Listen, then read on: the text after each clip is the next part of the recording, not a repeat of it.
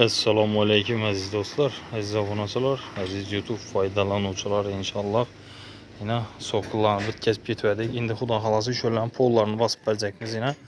Hozir materiallarimizni tushirish jarayoni bo'lib turibdi yine. Her doimgidek Shohruh ustamız yine başrollada. Podpisчиклар, assalomu alaykum. Sog'lar, podpisчиклар. Bizda to'y holasi bo'yicha arzonlikni sababini tushuntiraman. Bizda üzerimiz guruççuk, üzerimiz yüklep, üzerimiz çüm, üzerimiz basamız.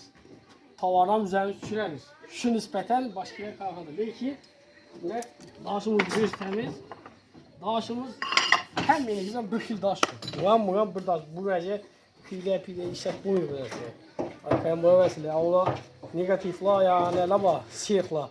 Ulan gep düşünün. Ben de arzan değerli sebebi ula yüklü düşüremem, üzüm basıp veremem. Mesela şu onların Miyet bu tafası geldi ama ula buraya çürtleri, buraya ne dedi? Bir maşinim yok, gaz tapken yok lekin. Hem böyle işletip veremem. Batmıştı. Üzüm düşürüp, üzüm basıp, faytalarınızı alıp gitemem. Şu için mesela neyimiz like'lı basıp, miyet kuru üzerine koyuyor. Dostlar yine xudo xolasa Cösuramızın öndəmiz akıyapda. Şu vəclərini, materiallarını düşürdük.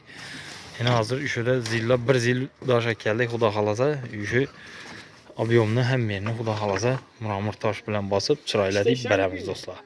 Hava soğuqlarını kılıp verdik, videolarını koyğanımız kim görən olsa indi xudo xolasa pollarını.